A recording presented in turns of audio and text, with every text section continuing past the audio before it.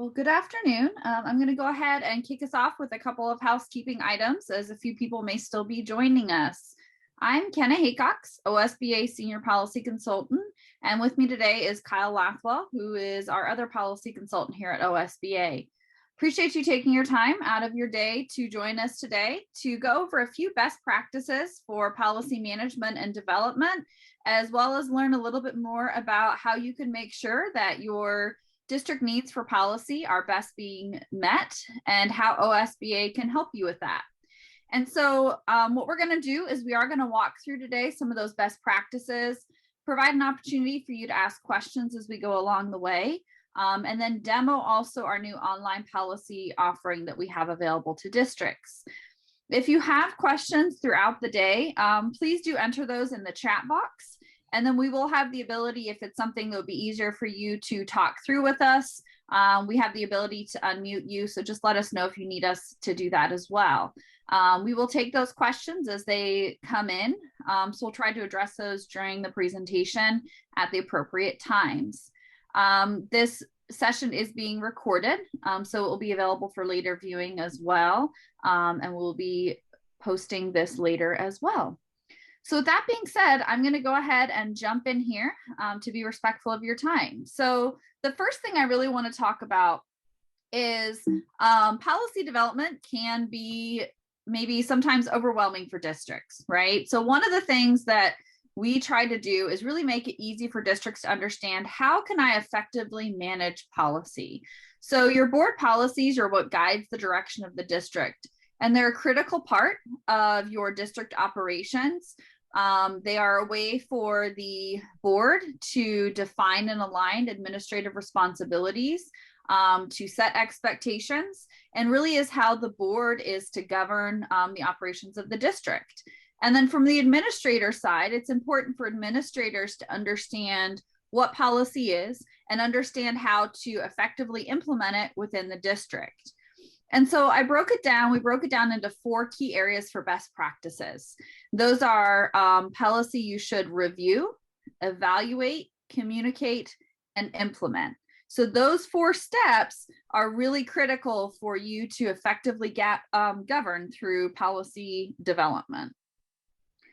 And so the first one I'm going to talk about here a little bit is review. And so how that review step is really critical and what we mean by that. So there's a few different methods of policy review. And so this is where we really talk about kind of 2 areas. So the first area of review I want to talk about is the importance of always staying current in policy recommendations. So any of you who have been in education, probably not even that long, know that Ohio has a very active legislature, right? And so a lot of what is recommended for policy changes is based on changes to legislation, in particular at the state level. And so part of reviewing your policies is to stay current throughout the year with recommended changes. So that is, as I mentioned already, state law. That can be federal legislative changes. We've seen several of those over the past few years in particular. Most recently with some of the federal guidance on sexual harassment regulations and numerous policy changes required because of that. There also can be case law changes that say, hey, here's how we're interpreting this provision of law. And that can trickle down to the need for some policy changes as well. And so it's important to stay on top of it on a consistent basis based on what is being recommended through a process in place for staying current throughout the year. Now, on that note, it's important to know what your district process is. So sometimes I have conversations with districts who say, we're not really sure how we stay current, or what do we do to stay current on policies throughout the year to make sure we're not missing anything. And so I recommend that you ask a few questions in your district. The first and most important thing to know is, well, who do we receive our policy updates from and how often do we receive them? You should have some kind of schedule that can then tell you, okay, well, around this time, we would know we need to review them. Also ask questions such as, do you have a policy committee in the district? Do you have multiple readings of policy? who communicates policies to the board for adoption. So understand what your local district process is. Now, while every district process is a little bit different, what I want to do is I'm going to have Kyle go ahead and explain to us a little bit about how OSBA really recommends that you do manage the process locally and how OSBA assists you in this part of your policy review process. Kyle, can you address that for us? Sure, thanks, Kenna. So I'd like to talk to you a little bit about how we at OSBA keep our policy clients updated on a regular basis about recommended policy changes. So as many of you may know or not know, we put out a publication called the Policy Development Quarterly, or the PDQ. Obviously, this is a quarterly publication. It comes out in February, May, August, and November. In this publication, well, the start of this publication is really Kenna and I sitting down and figuring out what's been happening since the last PDQ with regard to the things she just discussed, with regard to legislation, case law, any federal or state guidance, auditors' guidance, attorney general's opinions, everything that might be going around that could have an impact on policy. And then we put together the PDQ, which is a combination of many articles that we both write. For instance, if it's legislation, the article on that would be, what legislation has been passed, how does it impact districts, what do you need to know about it, and then how does it impact your policies or our model policies, or both. We include with the articles and with the publication in general all of the recommendations on policy that we're recommending be updated. To make those updates really clear to the districts, we use bold and strike through and offer that to the districts so you can see exactly what we're recommending that you change. And then we release the PDQ. At that point, the ball kind of bounces into the district's court and relates to some of the things Kenna was just talking about. So you're receiving the updates quarterly. Who's receiving them in the districts? Do you have a point person? Do you have a policy committee? We would recommend having both. And if you do, then that group of individuals can take a look at what the policies we've recommended are, what the reasons for them are in the articles, and recommend those to the board as a whole. We do recommend that when you do introduce the updates for adoption, that you do that through multiple readings. That keeps things transparent. It gives an opportunity for feedback and allows you to involve stakeholders that either want to be involved or may need to be involved based on what the legislation or the policy implications are. That's just a little snippet of kind of what you do at the local level and how we help you stay current. Kicking it back to Kenna, if a district is consistently following the process I just talked about, is this enough for ensuring strong governance through policies and consistencies between practice and policy? So the short answer is no, but let me expand on that a little bit. So what's important to know is that at OSBA and really any policy provider, however you manage policy, we're going to be recommending to you what needs changed based on legislation, but that may not still meet your local needs. Okay, so one of the goals with policy is to ensure that how your policies are structured and the language in there reflects your district goals, missions, and structure. Okay, and so while as well as be aware of how changes in other areas can require a change to your policies. So while we consistently monitor legislative changes, case law, state agency recommendations, we're not reviewing your local negotiated agreement changes, for example. Okay, so anytime that you enter into a new collective bargaining agreement, then there could be some policy changes necessary as a result of that. When there are significant changes to the board, maybe you have new board members come on who haven't been on the board before. You may have a different superintendent or treasurer or other administrators. Some districts may have restructured buildings. I know that, you might have gone from multiple elementaries to one elementary, or, everything on one campus versus different campuses. And so There also are areas where districts may have locally customized something. And while we try to highlight that through the PDQ, there's no way for us to always say, okay, well, you as a district have this unique language, you need to change it because legislation changed. And so as much as you can stay on top of things, there is also basically a hole that may not be met if you don't also take another look in another manner at some of your policies. And Kyle, can you give me some examples then about when you've worked with some districts on what we call a rewrite service that we'll go over here, where a district has really realized that there's some inconsistencies in policy and practice and really what the district wants to be doing? Sure.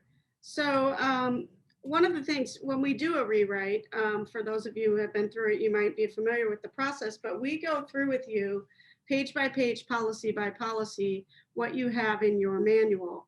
And on occasion, as Kenna mentioned, we run into situations where we hit a policy or a regulation and you say, and the district says, oh, wow, this isn't what we're doing. This isn't how, this doesn't reflect our practices at the local level. One of the instances that I've run across quite a few times with a specific policy and regulation is the use of premises policy and regulation.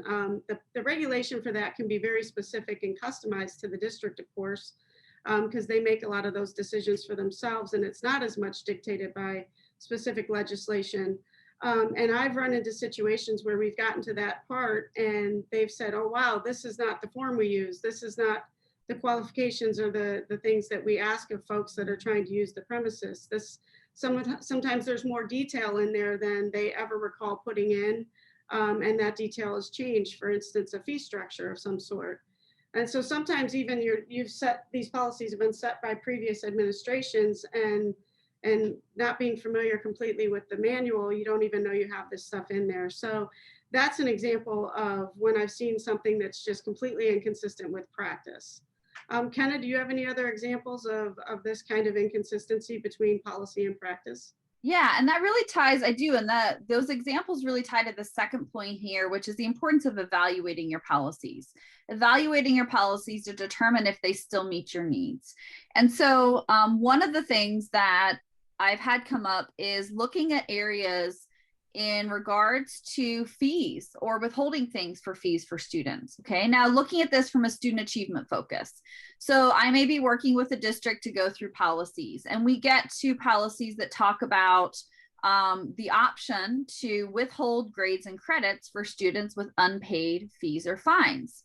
And I've had a lot of conversations with districts who say, I know we can do that. I know that's an option under state law, but that doesn't meet our goals as a district for really helping these students and focusing on that student achievement. And the conversation can come up about how sometimes that, be penalizing a student for something that is out of their control. The same thing in regards to some language that talks about fees for copies of records, whether it be a transcript provided to a college. And once again, while it's one of those areas where it's more of a philosophical approach, right? So where are those areas that you have choices to do something? And is that still meeting your needs? And I think that that's really where just staying on top of those annual services, like the here's what has to be changed, doesn't totally cover everything you might need to look at in policy. And it's really where you then want to say, okay, how can I evaluate my policies to make sure that we are meeting the needs of our students, meeting the needs of our district, and really in line with also, your own district strategic plan. And so what I want to talk about with that is what we would call a rewrite service. So this is something Kyle and I have kind of skirted around a couple of times. And I find this chart here that I have up on the screen is helpful. So this is where what we would do is enter into a contract with the district to essentially rewrite your entire manual and work with the district to rewrite your entire manual. Now, our best practice recommendation is that you consider a full front to back review of your policy manual every 5 years. Now, why do I say 5 years? Within 5 years, you're going to have had changes to your negotiated agreement. you're probably going to have had some kind of administrative or board change, and then you've probably had some kind of strategic plan change, right? And so that 5-year range is one that is more manageable too. I mean, we're not saying you need to do a full rewrite of your manual every year. That would just be way too much, right? But that's kind of the benchmark that we recommend to go back and look to say, okay, when did I last look at my whole manual? So then you have to ask yourself a few questions. So we have 3 key, what we call rewrite services at OSBA that we offer. We have a premium service, we have a standard service, and a review service. So I'm just going to take a minute here and walk through this workflow. So the first question is, if your district uses OSBA policy services for your manual, do you currently have OSBA policy services? I have some districts say, I'm not sure. OSBA uses an alphabetical coding system. And so if your policy codes start with a letter, so for example, section B would be your policies on board governance and operations. That's an OSBA style manual. If the answer to that question is no, then we recommend what's called our premium service. So this is a higher level of customization. There's a lot more research that as a consultant we do on our end based on your current policies, kind of doing a switch over to OSBA style and coding. With this service, we review your current negotiated agreements, board minutes, handbooks, current policies, and customize a manual to you to then meet with the district. With all these services, we give the district what we call a first draft of a manual. And then we work with you to, as Kyle mentioned earlier, meet with a team in the district to review every single policy recommendation, make sure that it accurately meets your needs. So those areas we talked about evaluating, does this still meet a need for the district? Or, hey, here's some permissive language. Is this something helpful to you? We work through that. And this premium service includes 25 hours of that direct consultation with the district to cover that, okay? Now, if your district uses OSBA policy service, you kind of have a choice then on any of these 3 services. So I know I've worked with a lot of districts who really take a lot of time in policy to make sure that all terminology is exactly consistent with other areas of the district operations. They really want a lot of one-on-one time with us to customize and get those 25 hours of meetings. In that case, we also recommend that premium service, okay? Now, if the district is saying, hey, we want to make sure we're current, we want some customization, but we don't think we need kind of this 25 hours of meetings and a really high level of customization, then the standard or the review service is going to best meet your needs. Now, the standard service, we would work with you to talk about every single policy in your manual. With the review service, we would take a little bit of a different approach to reviewing your manual, and we would only discuss policies that we're recommending substantive changes to. So so if you've reviewed your manual within 5 years, then you're usually a good candidate for the review service to really kind of look at things you might have missed, do some local customization, versus if it's been, 10 or 12 years since you had your entire manual looked at, then you're probably a better candidate for the standard service. Okay. That way you can look at every single policy with the consultant. And so with those, we have some flexibility in deciding which one is going to best meet your needs. And Kyle and I usually will just have a conversation with the district about, okay, do you want to really look at every single policy? Do you just want to look at the ones with the changes? Okay. So that's the information on the different services. Wanted to put some information in the chat box too on how to find more information on those. So that's what we recommend is you consider some kind of rewrite if it's been a while. So go back and ask your district, hey, when did we last have our entire manual looked at? And then go from there to determine where in this workflow you would fall as to considering a service. So policy is only so good, even if you go through this whole process, if nothing is actually done with it, right? And I sometimes call this the forgotten stop in, forgotten step in policy implementation is actually implementing it, right? And so one of the most important things in that is the ability to then communicate your policies. Okay.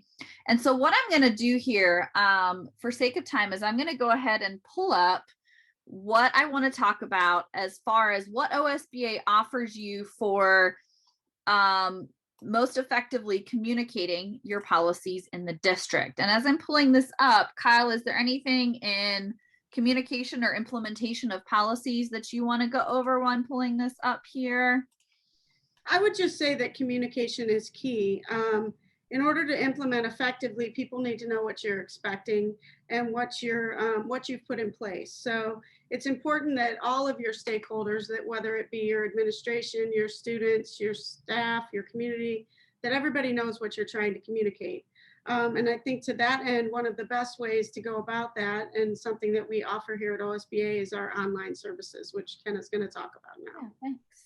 And I admit that policy, even, regardless of your role in a district, can be challenging to effectively use and know what's in there. And so I'm going to give you a highlight here of what we offer for our online policy services and the benefits to that, and making sure you're communicating policies.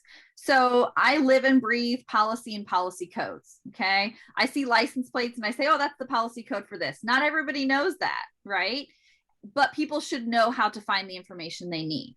And so that's why an online tool that we offer here that you're seeing is effective for that. So let's say I'm a parent and I want to find the district policy on bullying.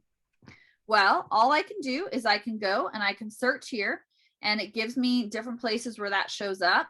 And then I can tell, okay, policy JFCF, hazing and bullying. This is my board policy on hazing and bullying.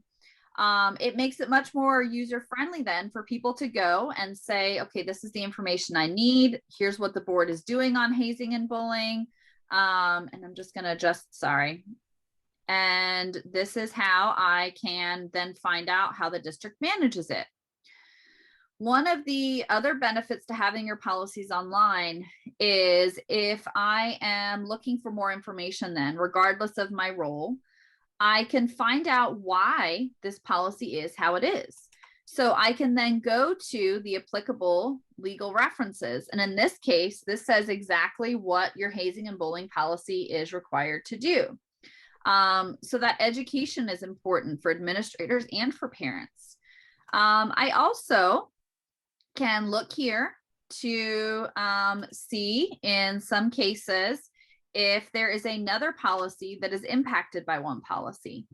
So this is a policy on non-discrimination. So maybe in the search, I went here because it came up for bullying.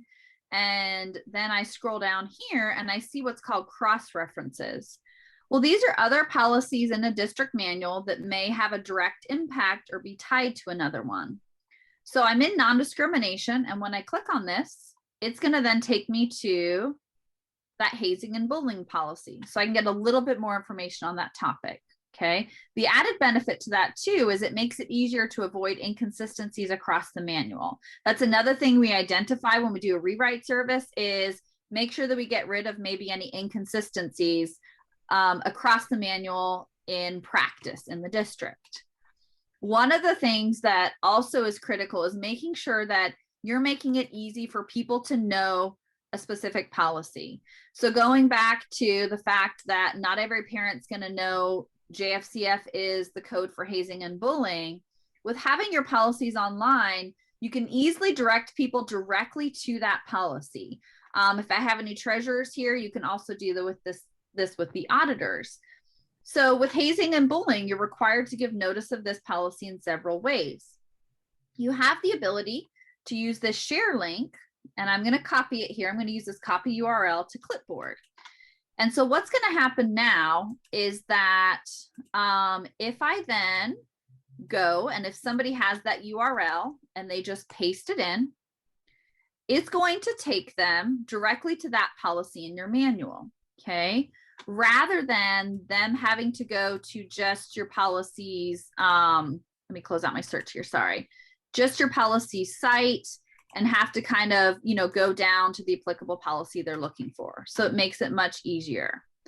The other thing that we are able to do is the policy publication, the PDQ that Kyle talked about, also is available directly through your online policy site. So the benefit to this is this allows us as consultants and as a district to more effectively work with you in one place to avoid any miscommunications in policy, emails back and forth on, well, this is the version, that's not the version we want, to get your newsletters there, to get your updated sample policy recommendations there, and really streamline what you receive for policies. And so you also have the ability to view your draft policies in here then and work back and forth. And so you can see an example here of what we're able to provide you for policy recommendations. And, this is the great benefit, is having that centralized. The other thing is we also have a way to archive your policies for you. So if you have an incident where you have maybe a bullying situation happen and you need to go, you're working with your legal counsel and you need to go back to a policy that was in place at a prior date, you have the ability to go back and see what your retired policies were. Now, those retired policies, those drafts, those aren't open for public view. Obviously, if they were subject to a public records request, you would release those, but these are for basically whoever can log in and access this information. So this online tool really allows you to effectively communicate those policies so they can be implemented, so that your administrators, when they're looking at handbooks annually and they want to update the student suspension language, they can go, or they want to update hazing and bullying, they can easily go, they can look at that current language, they can find it rather than just saying it was so hard to find, it's not consistent, as well as then identify areas where maybe handbook and policy aren't consistent to work through that, okay? This is critical for really effectively using your policies. And this is what's going to protect the district and allow you to effectively govern through policy as well. And so that's a lot of information we've thrown at you. We're down to about 2 minutes left here. I want to give you a couple of minutes to put some things in the chat box. Our goal here was really to just give you a high level view of, hey, here's all the things that we have and here's how it can help you as a district. And then as you think about this, say, okay, we have a good policy manual. It was just reviewed 3 years ago, but it's not being used, okay? So maybe it's not online, and maybe that's the answer there. Reach out to us. We can work with you to get your manual converted to being online. And then, stay on top of it as far as reviews moving forward. Or you may say, we have a great manual online, or we have a manual online, but it's so out of date. Then you're probably looking at our rewrite service, okay? Kyle, other areas of our policy services that you want me to go over, or please put those questions in the chat box for those of you who are on here with us today. I think we've covered it. That was a great overview of the online option. And we do have a little video on our website as well that goes over the online services if you're not yet online. And we can definitely work with you to set up one-on-ones on any of these as well. So if you say, hey, can you set up a time with our administrative team to do a more in-depth demo of the online site, we're happy to do that. If you want us to present to the board on the consideration of a rewrite service, so you need your whole manual rewritten, that's an option as well. Or if you just have questions in your district, whether you're a current OSBA policy client or not, about these best practices, and maybe what you're doing now isn't meeting your needs, we can have some conversations about that as well. Look here for some questions.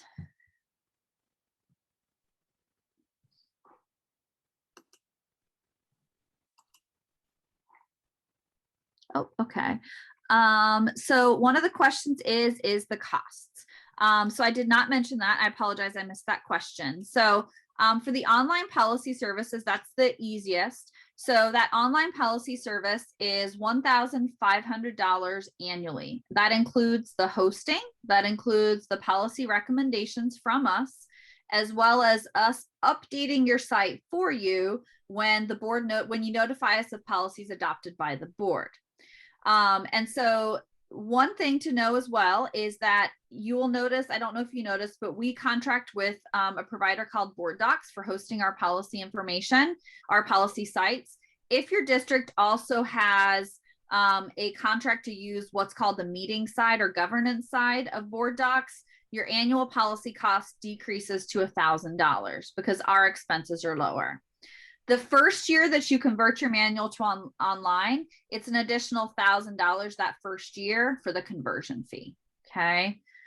In regards to those rewrite services, the premium service, which is the highest level of customization, is $11,000. The standard service is $8,250, and the review service is $5,500. Okay, we can give you some more information on that as well if you are interested. Great question. Other questions for me? So the invoicing, that's a great question. So all the contracts are district specific. So for your online services, that would be based on your specific 12-month period for having your policy website. So that might be a June 1 start date. It might be an April 1. It depends on when that site essentially goes live for the first time. And then the rewrite services are 12-month contracts. And so once again, those may happen anytime throughout the year. And with those contracts, each district also enters into basically a timeline that says, here's the benchmarks to complete that project within 12 months. Okay, good questions. Other questions? I know we're a little over time, so if any of you need to jump off, we won't take it personally.